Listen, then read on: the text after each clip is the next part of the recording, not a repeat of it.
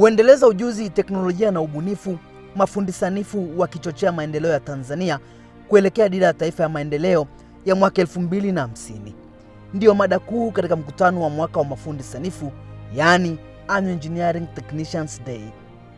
Mkutano ambao huandaliwa na bodi ya usajili wa wahandisi ERB kila mwaka, na kwa mwaka huu inakuwa mara ya 8 kwa mkutano huu kufanyika jijini Dar es Salaam katika ukumbi wa PSSSF Commercial Complex. Mkutano huu umefanyika kwa siku 2. Mkutano huu umewakusanya zaidi ya mafundi sanifu 600, huku wengine wakishiriki kwa njia ya mtandao, ambapo pia ilikuwa ni sehemu ya wahandisi 102 kula kiapo cha kuwa wahandisi mahiri. Tunataka kuiga dhamana nzito ya kulinda maslahi ya jamii na usalama wa wananchi na heshima ya taaluma ya uhandisi.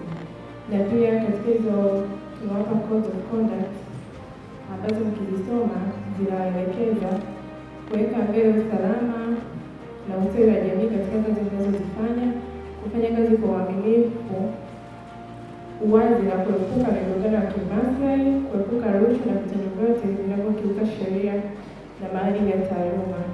Tutajitahidi kuonyesha taaluma yako kwa manufaa ya jamii nzima bila kutenda tendo lolote lenye athari ya jamii. Mwenyezi Mungu nisaidie. Hongereni. Makofi mengi sana kwa wahandisi. Mkuu wa kitengo cha sheria wa ERB wakili msomi Messi Jilala amesema mkutano wa mafundi sanifu ni jukwaa la kitaifa la kutambua mchango wa mafundi sanifu katika kuleta maendeleo ya taifa. Maadhimisho haya yanaongozwa na kauli mbiu inayosema kuendeleza ujuzi, teknolojia na ubunifu katika kuwawezesha mafundi sanifu kuelekea katika dira ya maendeleo ya 2050, ambayo kwa kizungu inasema Advancing Skills, Technology and Innovation, Technicians Empowering Tanzania's Development Vision of 2050. Mheshimiwa mgeni rasmi, ili kuipa uzito kauli mbiu hii, mkutano huu utajadili mada kuu pamoja na mada ndogo muhimu zinazolenga kuimarisha mchango wa mafundi sanifu katika maendeleo ya taifa. Mada hizi zinaakisi vipaumbele vya serikali katika kujenga uchumi shindani unaotegemea ujuzi, teknolojia na ubunifu. Mwenyekiti wa bodi ya ERB Profesa Mhandisi Bakari Munyiwiwa amesema bodi inaendelea kusimamia taaluma ya mafundi sanifu kwa kuhakikisha utekelezaji wa miradi unafanywa na wataalamu husika. Katika kuelekea dira ya taifa ya maendeleo ya 2050, bodi imejiwekea mikakati ifuatayo. Kwanza, kuimarisha ujenzi na umahiri, yani skill development, na hii inafanyika kupitia shule ya wahandisi mahiri na uongozi ambayo ipo Morogoro. Kupitia hii shule, mafunzo ya mara kwa mara, bodi inalenga kuhakikisha mafundi sanifu wanakuwa na ujuzi na umahiri unaokidhi mahitaji ya kiteknolojia za kisasa. Mkakati wa pili ni kuimarisha mfumo wa usajili na udhibiti. Bodi itaendelea kuhakikisha kuwa shughuli zote za kihandisi zinafanywa na wataalamu waliothibitishwa ili kulinda maslahi ya taifa. Kufanya mabadiliko ya sheria yanayolenga kuongeza wigo katika utambuzi wa kada ya mafundi sanifu. Kuboresha maslahi ya mafundi sanifu kwa kushirikiana na Wizara ya Ujenzi, kuwasilisha maoni na uboreshaji muundo wa utumishi wa mafundi sanifu kwa Mamlaka ya Ajira na Utumishi kwa lengo la kuboresha maslahi yao na mazingira yao ya kazi. Akisoma hotuba ya mgeni rasmi, Waziri wa Ujenzi Abdalla Ulega, Mkuu wa Wilaya ya Ubungo Alberto Msando amesema licha ya ERB kusajili mafundi sanifu 3762, bado jitihada za kuwaongeza zinahitajika, ikiwa ni pamoja na kusimamia sheria ya usajili wa mafundi sanifu. Na anawapongeza kwa mada mlioichagua ya kuendeleza ujuzi, teknolojia na ubunifu katika kuwezesha mafundi sanifu kuelekea dira ya maendeleo 2050. Lakini pia Mheshimiwa Waziri anasisitiza tuzingatie ubunifu na teknolojia ya kisasa ili kuweza kupata ujuzi sahihi utakaopelekea kujenga uwezo pamoja na kuendeleza uchumi wa taifa letu, maendeleo ya watu pamoja na ulinzi wa mazingira na ustahimilivu wa mabadiliko ya tabia nchi. Mheshimiwa Waziri amepokea taarifa kwamba tuna idadi ya mafundi sanifu 3762 katika fani mbalimbali, ambapo idadi hii ni idadi ndogo ukiangalia takwa la kitaalamu kwamba injinia mmoja angalau waweze kuwa na mafundi sanifu 5. Kwa ukitafuta ratio utaona kwamba bado tuna safari ndefu ya kuhakikisha kwamba vyuo vyetu vya elimu ya juu vinazalisha mafundi sanifu zaidi ili kuendana na ratio hiyo, lakini wale ambao hawajasajiliwa ni lazima na wenyewe tuhakikishe kwamba wanasajiliwa. Kwa Mheshimiwa Waziri anasema kwamba idadi hiyo ni ndogo, tuendelee kuiongeza. Lakini nguvu kazi yenye ujuzi na ari ni muhimu katika kufanikisha lengo la kufikia uchumi jumuishi katika ngazi za juu.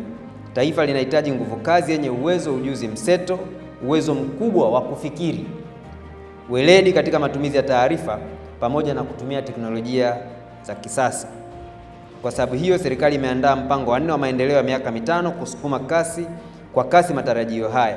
Kupitia mpango huo, serikali itaendelea kutekeleza miradi ya maendeleo hususan ile ya kimkakati inayolenga kuboresha huduma pamoja na maisha ya wananchi, kuongeza ajira na kuhakikisha kuwa inakuwa na viwango vinavyoendana na thamani ya fedha ya walipa kodi. Tanzania inalenga kuwa kitovu cha maendeleo jumuishi yenye ushindani ifikapo mwaka 2050, ikitumia ongezeko la idadi ya watu, maendeleo ya teknolojia na msingi wake imara wa kilimo kama nyenzo muhimu. Vilevile, sekta ya ujenzi inatarajiwa kukua kwa kasi, ikizalisha mamilioni ya ajira katika nyanja za ujenzi, usanifu, uhandisi na kazi za ustadi.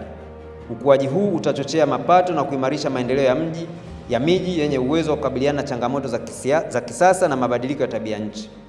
Ili kufanikisha azma hii, ni muhimu kuimarisha miundombinu, kuboresha mazingira wezeshi ya biashara, kuimarisha sera, kujenga ujuzi wa rasilimali watu na kupanua wigo wa upatikanaji wa mitaji. Hivyo, Mheshimiwa Waziri anaipongeza bodi kwa kuchagua mada itakayojadili kwa kina dira ya 2050 ikifungamanishwa na ubunifu na nafasi ya uhandisi kwenye teknolojia rafiki ya mazingira au green technology. Uwekezaji wote kwa vyovyote vile unahitaji huduma ya mafundi sanifu kwa kiwango kikubwa. Serikali itahakikisha sheria ya local content inazingatiwa na kama ikibidi kuiboresha ili kuhusisha sekta zote kufanikisha mafundi sanifu wazawa waweze kushiriki kamilifu hasa katika miradi mikubwa, na pale itakapohitajika ndipo tuwatumie wataalamu kutoka nchi za nje. Katika hili bodi, mwenyekiti na watu wako, hizi policy rhetorics ziko nyingi sana. Local content kusimamia kufanyaje? We should move beyond policy rhetorics. Twende sasa kwenye practice.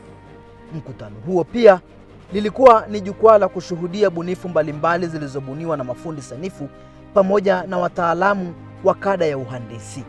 Hii hapa ni industrial robotic arm ambayo inaweza kufanya kazi zifuatazo. Inaweza ikafanya welding ambayo ni kuchomelea, inaweza ikafanya assembling kupangilia vitu kwa mfano kwenye magari, inaweza ikafanya pick and place kwa mfano inaweza ikachukua kitu kama ninavyochukua na mkono wangu na kuweka sehemu kama hii. Pia inaweza ikafanya painting, kuspray na kazi nyingine nyingi za viwandani. Pia tuna AI sorting camera ambayo inafanya sorting ya vitu mbalimbali viwandani. Ni kwa ukubwa nizungumzie hii hapa. Hii hapa ni plastic technology inayotumia kutengeneza vitu vyote vya plastiki ambayo michoro inachorwa kwenye kompyuta, alafu hii mashine inasaidia kupata hiyo michoro.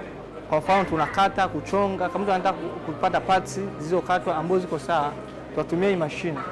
Mafundi sanifu wanasema wao ni muhimili kuelekea dira ya taifa ya maendeleo ya mwaka 2050. Mchango wa technician ni mkubwa sana kwenye dira ambayo tunaelekea ya 2050 kwa sababu ni eneo ambalo asilimia kubwa ya sasa hivi ndio na watu wengi na ndio nguvu kubwa ya vijana ilipo.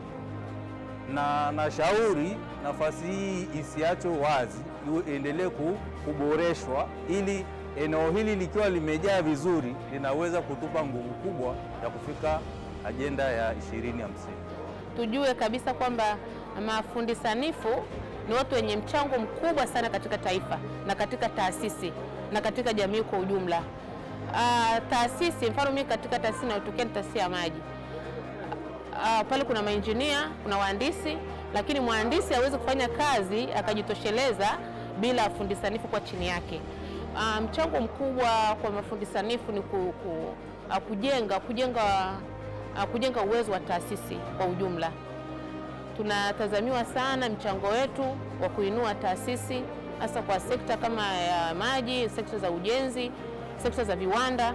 Mafundi sanifu wanahitajika sana, mchango huu ni mkubwa. Hizi semina ni nzuri, tunajifunza vitu vingi sana kwa manufaa ya taifa letu, lakini pia kuendelea kuboresha ujuzi. Tunajifunza vitu vingi,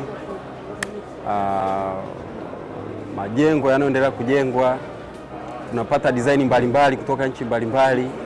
Kwa hiyo tunajifunza kupitia hizo, tunaendelea kuboresha kulingana na mahitaji ya nchi yetu. Siku ya pili ilikuwa ni hitimisho la mkutano huo. Verano Kesi ambaye ni fundi sanifu akatoa shukrani kwa niaba ya washiriki wa mkutano huo wa 8. Asanteni watu wa mada wote kwa kutushirikisha mazuri yote mliotuandalia. Kwa nilivyosikiliza kwa ujumla mada zote zilizoandaliwa kwetu, nimegundua tunaathiriwa na ukuaji wa teknolojia kwa kasi. Nini kifanyike? Nashauri kuwe na majukwaa mbalimbali ya ukusanyaji wa maoni juu ya mabadiliko ya kasi ya teknolojia, na pindi tunapofika hapa basi tuwe na majibu ya changamoto hizo walau kwa 80%. Mkuu wa kitengo cha sheria cha ERB wakili msomi Messi Jilala amesema bodi imepokea mapendekezo yaliyotolewa na washiriki na ahadi ya bodi ni kuendelea kuyafanyia kazi. Katika kipindi cha siku hizi mbili tumeshuhudia mijadala mbalimbali mipana yenye tija iliyohusisha mada mbalimbali zilizogusa moja kwa moja mustakabali wa mafundi sanifu Tanzania ya kesho, hususani katika kufikia dira ya maendeleo ya 2050. Kupitia mada na mijadala, mambo kadhaa yamejitokeza ambayo baadhi yao ni kuimarisha ujuzi na umahiri wa mafundi sanifu, kuongeza idadi ya mafundi sanifu waliosajiliwa, matumizi ya teknolojia na ubunifu katika kazi za kihandisi, kuimarisha maadili, ubora na usalama kazini, kukuza ushiriki wa utaalamu wa zao kwa maana ya local content. Mheshimiwa mgeni rasmi, bodi ya usajili wa wahandisi imepokea maoni yote yaliyotolewa na washiriki na itaendelea kuyafanyia kazi na kuyajumuisha katika mipango yake ya mikakati. Mheshimiwa mgeni rasmi, napenda kutoa shukrani zangu za dhati kwa serikali kupitia Wizara ya Ujenzi kwa miongozo mbalimbali inayoendelea kutoka bodi, wadhamini na washiriki wa maendeleo, watu wa mada mbalimbali walioshiriki katika mkutano wetu, kamati ya maandalizi, lakini pia kwa washiriki wote kwa maana ya mafundi sanifu kwa kufanikisha mkutano huu muhimu. Mwenyekiti wa bodi ya usajili wa wahandisi Profesa Mhandisi Bakari Munyiwiwa akatoa rai kwa mafundi sanifu kuendelea kuongeza ujuzi ili wasiache nyuma na teknolojia. Kwa mtazamo wa bodi ya usajili wa wahandisi, kuna haja ya kufanya mageuzi ya kimfumo katika namna tunavyoandaa na kuendeleza mafundi sanifu. Ni muhimu kuimarisha mfumo wa mafunzo unaozingatia zaidi vitendo, yaani hands on, kuimarisha ushirikiano kati ya vyuo na viwanda na kuweka mifumo madhubuti ya kuunganisha waajiri na mafundi sanifu kwenye miradi ya maendeleo. Hatua hizi zitasaidia kuhakikisha kuwa mafundi sanifu wanakuwa na uwezo unaokidhi mahitaji halisi ya soko la ajira na maendeleo ya teknolojia. Napenda pia kutoa wito kwa mafundi sanifu wote kuendelea kujifunza, maana teknolojia inageuka kila siku. Kwa hiyo kujitahidi kujifunza kila wakati ili kuweza kutekeleza majukumu yao. Kwa niaba ya Katibu Mkuu wa Wizara ya Ujenzi, mtendaji mkuu wa Wakala wa Barabara nchini TANROADS, Mohamed Besta, amesema kuelekea dira ya taifa ya 2050 miundombinu itazidi kuboreshwa na kiungo muhimu katika kufikia hilo ni mafundi sanifu. Kadri nchi yetu inavyoelekea kutekeleza dira ya maendeleo ya 2050, ikiwa ni pamoja na uwekezaji unaoongezeka katika miundombinu ya usafiri, nishati, tehama, maji, usafiri wa anga, viwanda na miji, nafasi ya mafundi sanifu wa uhandisi itazidi kuwa ya kimkakati na muhimu zaidi. Mafundi sanifu sio tu wasaidizi, bali ndio uti wa mgongo wa utekelezaji wa taifa letu, wa maendeleo ya taifa letu, na kiungo muhimu katika dhana ya uhandisi na utekelezaji wa kazi kwa vitendo. Ni vyema kuzingatia pia kuwa fundi sanifu wa kisasa anapaswa kujiboresha kila mara kwa kuzingatia na kukumbatia maarifa ya kidijitali, ubunifu, uwezo wa kuchambua changamoto na kujifunza katika maisha yake yote, yani lifelong learning. Wakati huu tulionao na ujao utahitaji wataalamu wanaweza kufanya kazi katika mifumo ya kisasa inayounganishwa na inaendeshwa na teknolojia za kisasa. Hivyo tunapohitimisha maadhimisho siku hii ya leo ya muhimu, naomba tuendelee kukubaliana mambo yafuatayo. Kwanza, kuimarisha maendeleo ya ujuzi wa kiufundi. Pili, kukuza ubunifu na utafiti. Tatu, kuhamasisha ushiriki mkubwa wa vijana na wanawake katika taaluma za ufundi. Lakini nne, kuwekeza katika teknolojia za kisasa za vyuo na mafunzo ya ufundi. Na tano, kuinua hadhi pamoja na mchango wa kimkakati wa mafundi sanifu wa uhandisi katika maendeleo ya taifa.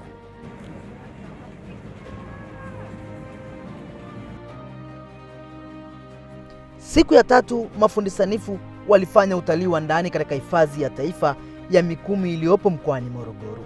Na safari hii ilifanyika kwa kutumia treni ya kisasa ya SGR, ikiwa ni sehemu ya wao kushuhudia kazi ya mafundi sanifu kupitia mradi huo.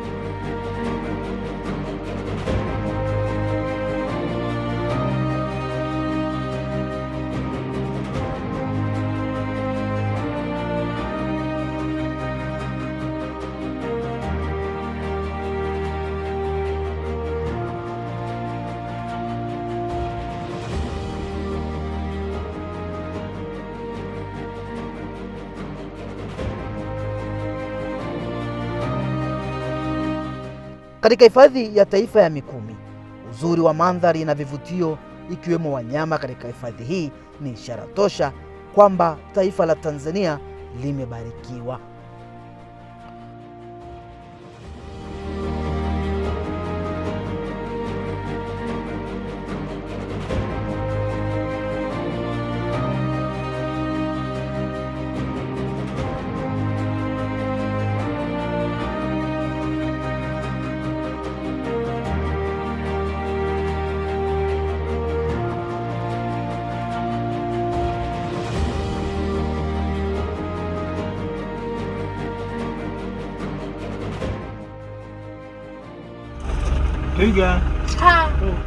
Washiriki wanasema safari hii imekuwa fursa kwao kuona uzuri wa nchi yao, huku wakiongeza idadi ya marafiki kupitia safari hiyo.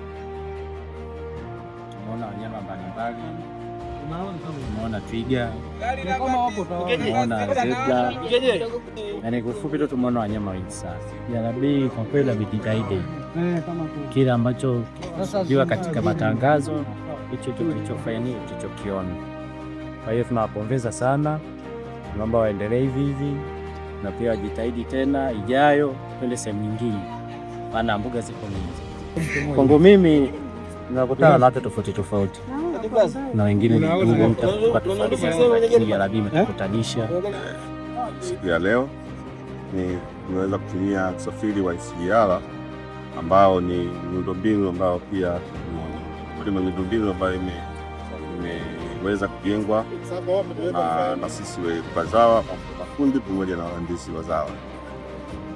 Fursa hizi nadhani katika baada ya mafunzo, fursa hizi za kufanya baada ya kazi, muda mwingi tunakuwa kwenye mazingira ya kazi, lakini fursa kama hizi zinafanya mtu unaweza kuona vivutio vya kwako ya nchi yako, lakini pia unaweza kupata relaxation baada ya kuwa na shughuli nyingi za muda mrefu. Ni safari ambayo nimevutiwa nayo, nilipendezwa nayo kwa sababu tumejifunza vitu vingi kuanzia kipindi tuko kwenye event pale mpaka wakati kama huu ambapo tumekuja kuona hawa wanyama na nini, lakini pia tunafanya utalii wa ndani uendelee kukua na kuhamasisha watu wengine kwamba hivi vitu sio vya wageni tu, kwamba hata sisi watu wa wenyeji au wazawa hivi vitu vinatuhusu na tusiogope kujaribu, tujipe nafasi.